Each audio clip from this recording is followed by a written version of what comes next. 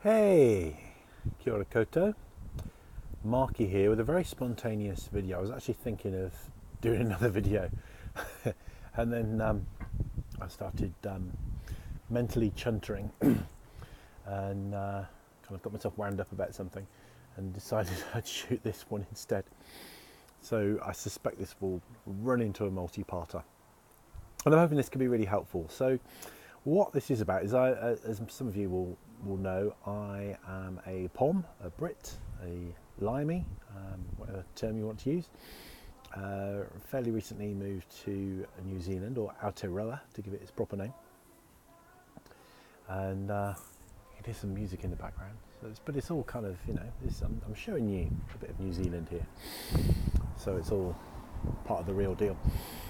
Before I moved, I followed a YouTube video, I won't name any names, of somebody that was an expat in New Zealand, kind of giving lots of guidance about what life over here was like and how to make the move and all that kind of thing. It was very helpful, but looking back on it now, it just seems so one-sided. I'm really quite kind of shocked by it, really, because she, I don't think she mentioned Maori culture at all. I know, that's really pissing me off. I've been thinking for a while about kind of shooting something, a kind of a practical, helpful guide for people from Blighty who want to move to New Zealand. Not talking about the practical stuff particularly, because I find all that quite boring, but talking about the cultural differences and what the people are like, and kind of nature and things like that. I'm not going to talk to you about kind of currency or visas or any of that stuff. There's plenty of other sort of places where you can get that sort of information. But kind of a personal and kind of reflective kind of viewpoint of some of the softer issues around life in New Zealand, the positive and the negative. So, and here comes my beloved with a cold drink for me. She's very kind, because I never told her that I was shooting a video, so I've been taken by surprise, but that's okay. I'm going to carry on. So, do you want to say hello to the? Oh, yeah. Hello. So I'm shooting a vid about for British people that are looking at moving to New Zealand. And I'm thinking, do you remember those videos that we used to watch? I haven't named the names. Oh, yes, we watched it just occurred to me that she never mentioned, I don't think she mentioned Maori culture once. No, she didn't. And That's white really, privilege. That's cool. That's really, that's just really pissed me off. Yeah. So I decided to kind of start on a series of vids for the good people out there. Yeah.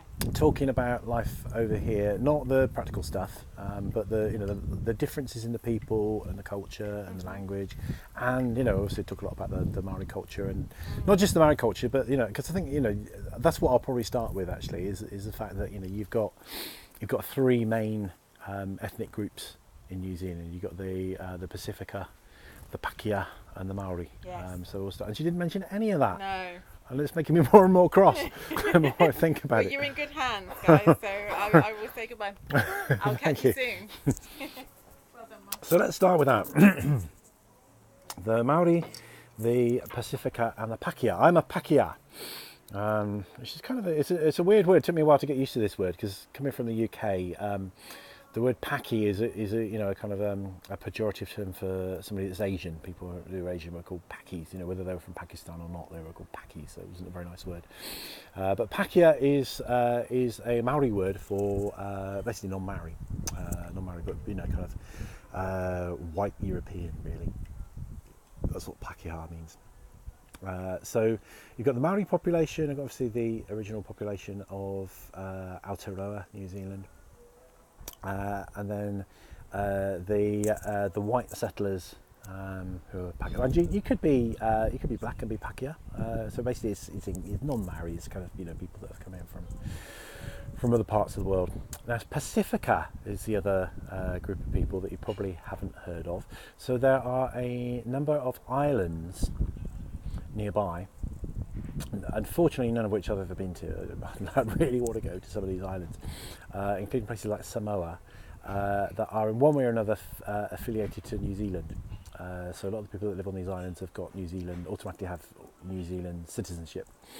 And I think there are other islands that don't, but so anyone that comes from these islands is known as Pacifica. So there's a big population of people that come from the islands here, and culturally, so there's variety and diversity here because obviously it's different islands, but culturally most of them are kind of Polynesians, and the very, very similar ethnically and culturally to the Maori people, and some will speak the same language, or some will speak a language which is so similar that that somebody from one of these islands and somebody that speaks Te Reo Maori, the Maori language, would understand one another.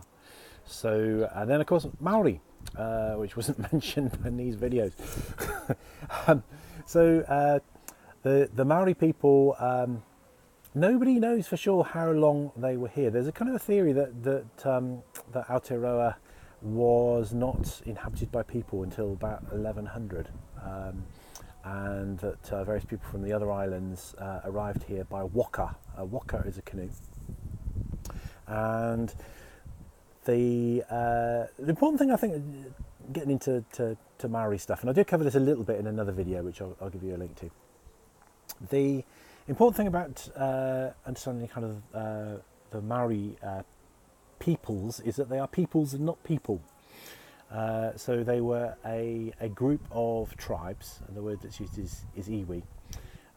So they're kind of different nations essentially that settled here and settled different parts of the island.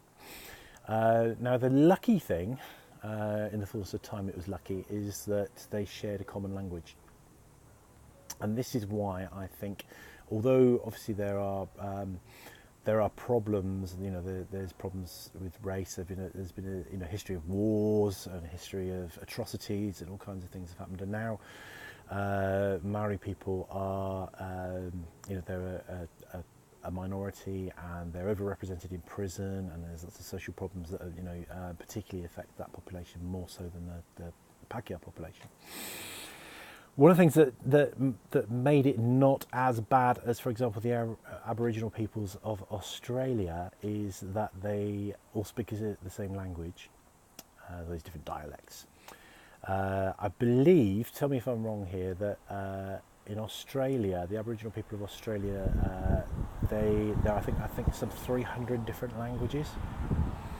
So in terms of equality and respecting culture, and just in terms of communication, that's far more tricky than when you have one language. So officially, this is some of the things I really like about this country are the official languages. This is what I really like. There are 3 official languages in Aotearoa. There is English, of course, because it was the English that came and stamped their muddy feet all over the islands.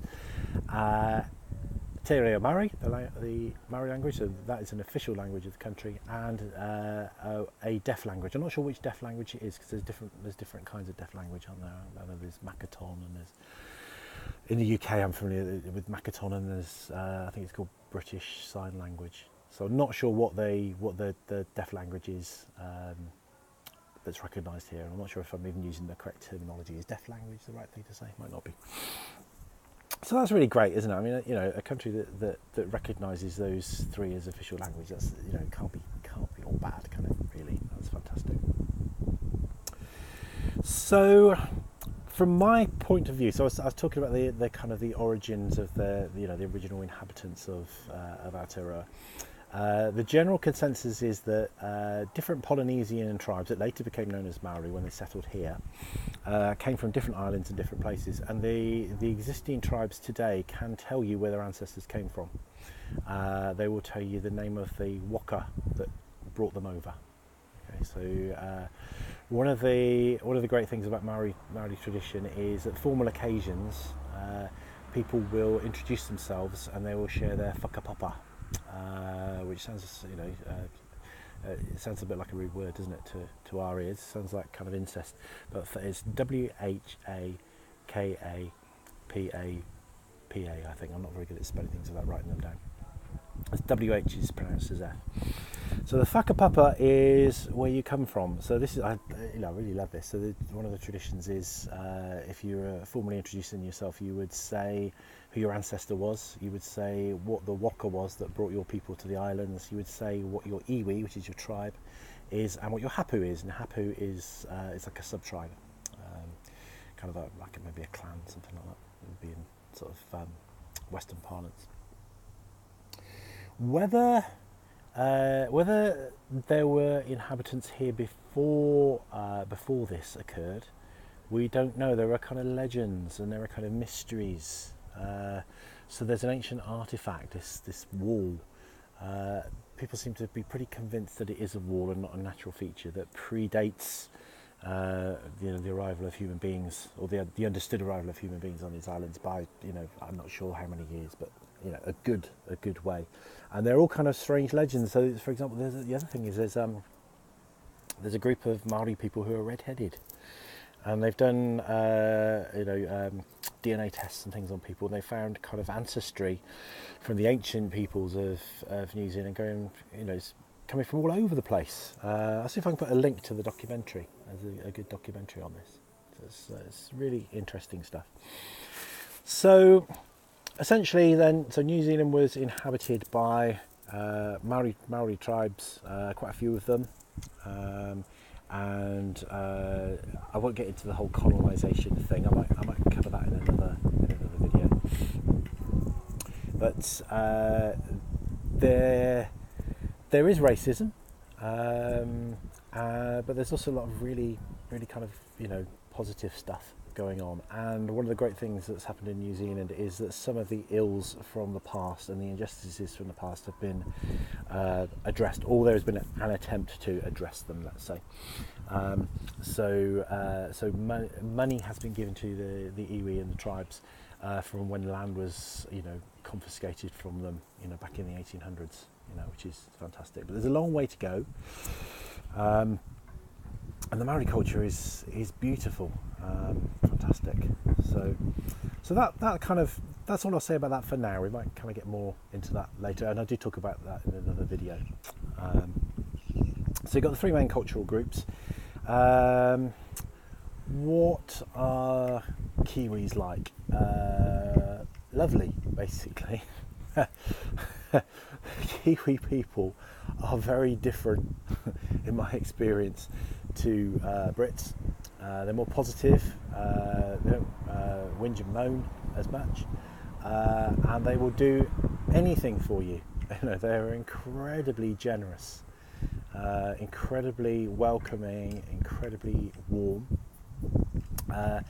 They don't have the same personal boundaries that kind of British people might have. So they can appear sometimes intrusive, but they're not being intrusive. It's just they have more of a sense of openness and community. So they're not being intrusive, but you can feel, if you're a standoffish Brit, you can feel a little bit smothered sometimes by the friendliness of Kiwi people.